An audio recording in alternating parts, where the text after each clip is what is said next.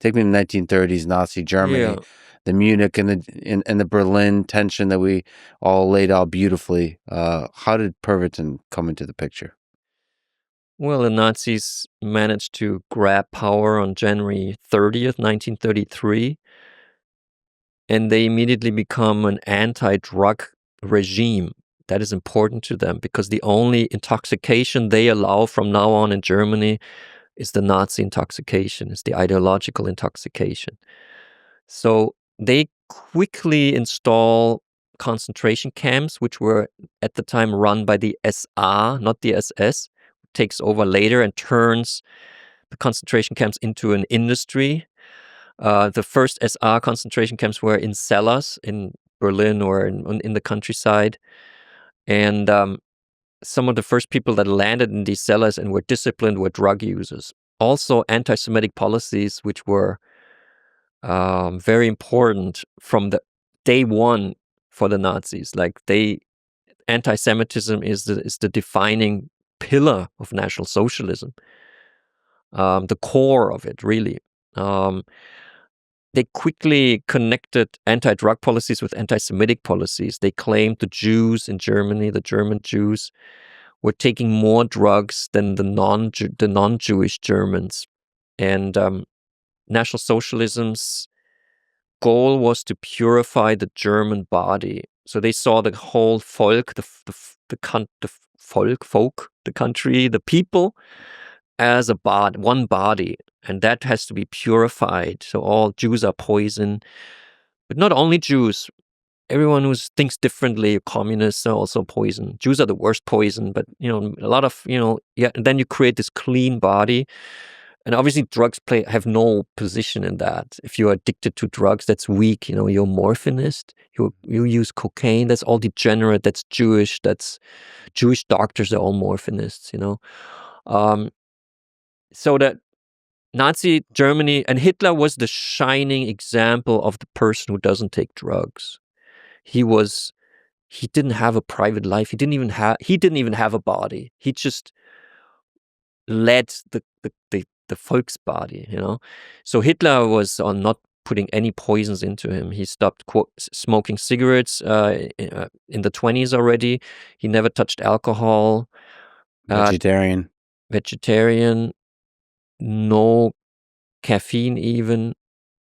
So that's what he was in the beginning. Story, of course, changes at a certain point in time, but he started as this. As far as you understand, that's true? Yeah, I'm pretty sure that this is true.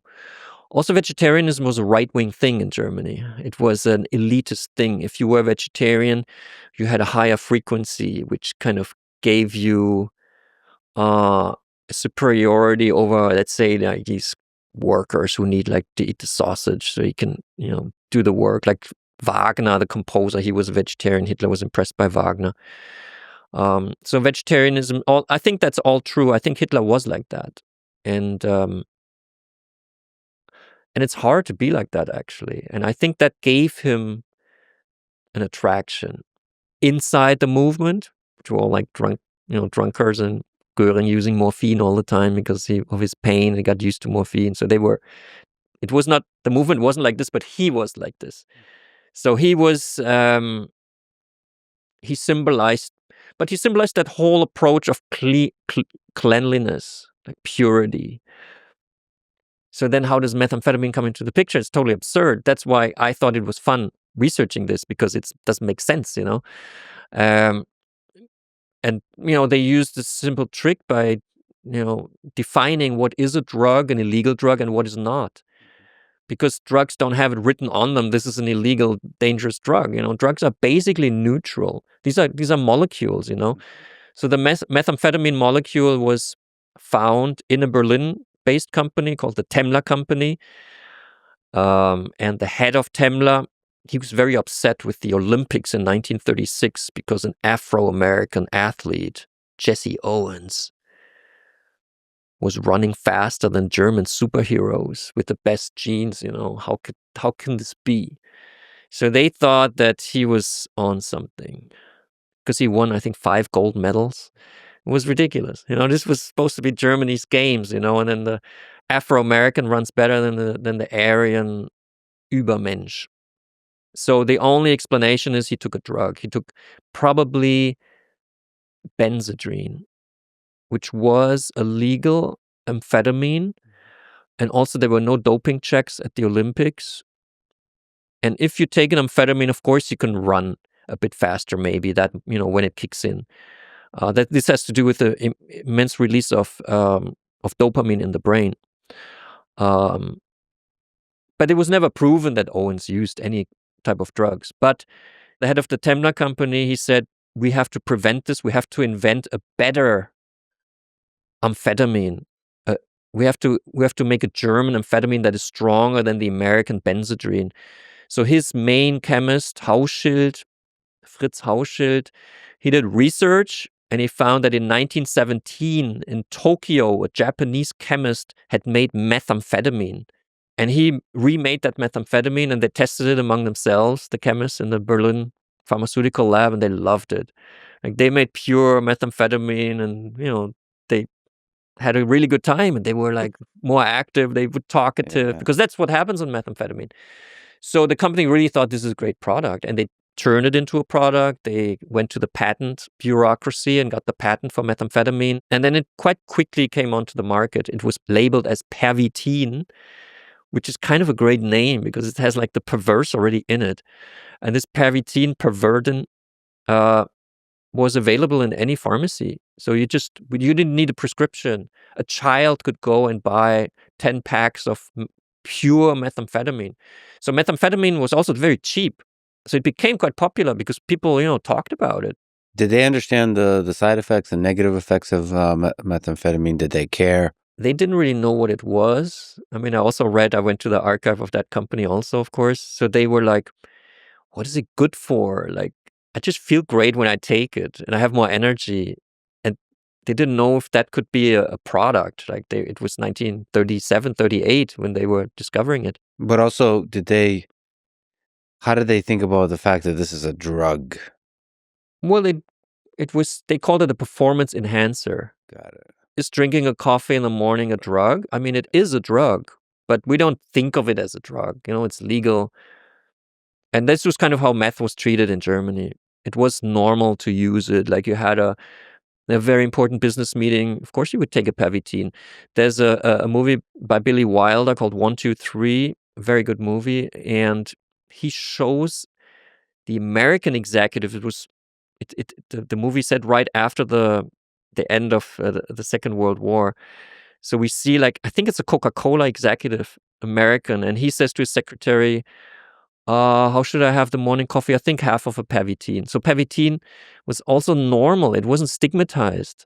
It was not the American just say no propaganda where your teeth fall out. And I mean, it was a German quality product. People liked it. Of course, they did tests at universities, but most of them were quite positive. It reduces your fear. Today we might, look for different things, but this was also a performance-driven totalitarian society moving towards war. So if someone takes Pervitin and says in the clinical tests at the university, I'm not afraid of anything anymore. So that's positive. That's actually what got the guy who worked for the German army interested, because he read university reports. I also saw all of these reports. They were also in the military archive. So he's like, okay, you're not afraid anymore if you take methamphetamine. You don't need to sleep anymore. You don't need to eat so much because your appetite is lowered. This is perfect for a soldier. So negative effects only became public in 1940 when the first Pervitin opponent, he was actually a relative of Albert Speer, Hitler's architect and later arms minister.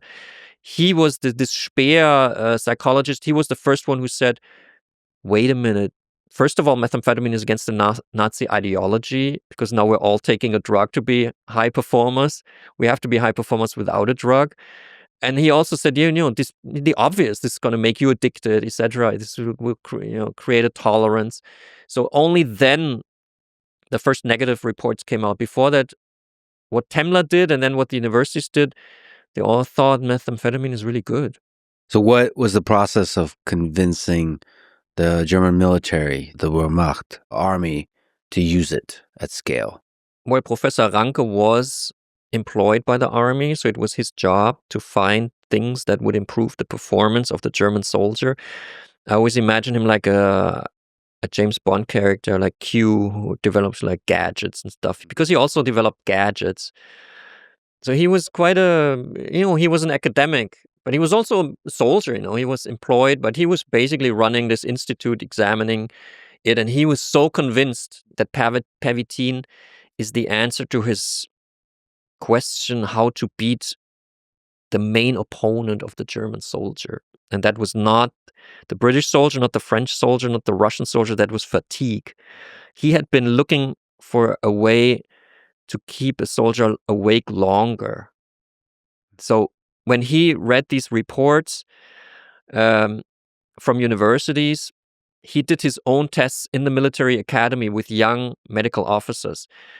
They came together at 8 p.m. in the evening, and then they received either methamphetamine, caffeine pill, or placebo, or Benzedrine. Like, he had different experiments, and he always concluded at the end, they started at 8 p.m. and like at 10 a.m. in the morning, one time he notes the Pervitin people still want to go out and party, while like the caffeine guys are like sleeping on the bench. And it was clear that Pervitin is the strongest. It gives you the most energy, lets you work for the longest time. So he was convinced, but his superior, like the Surgeon General of the German army, he was like an old school dude. And he was like, he didn't even react to these, like, Ranke would write letters, we have to use a synthetic drug in the next campaign, which was against Poland, which he knew about. And because Pervitin was quite known in the civil society, people were using it already. So he even said a lot of soldiers will just take it with them, and we should control that. We should make it an official drug. But the Surgeon General didn't understand. He didn't reply. So Germany had attacked Poland without a clear, like, regulatory system on methamphetamine, and indeed a lot of soldiers used it. And what Ranke then did was he requested from all the medical officers in the field in Poland. The war was over after a few weeks, but the German army was occupying Poland. He said, send me all back reports and tell me what did your people take Pervitin and what were the effects. And he collected all these reports, which are also studied in the military archive. And he came to the conclusion, this is a really good fighting drug. And it probably is, because people are still using it today. Methamphetamine is still being used. And Ranke discovered this. He had everything in front of him, and Poland was beaten, and then Hitler wanted to attack the West. And the West was a different story than Poland, because the West was the world empire of Great Britain combined with La Grande Armée, the strongest army in the world, the French army. These two combined, how can you win that? Poland, they could overpower. They had, better army than Poland. But is the German Wehrmacht really better than both of these armies combined? His officers didn't think so. High command said, no, we're not going to attack the West. We're going to lose. And Hitler was fanatic about it. He really wanted to attack it. They were planning a coup against him in November 1939 just to prevent him ordering the attack on the West, because it would have been a catastrophe for Germany. Because they really cared, if you're a high command, you don't want to start a war that you're going to lose, very bad.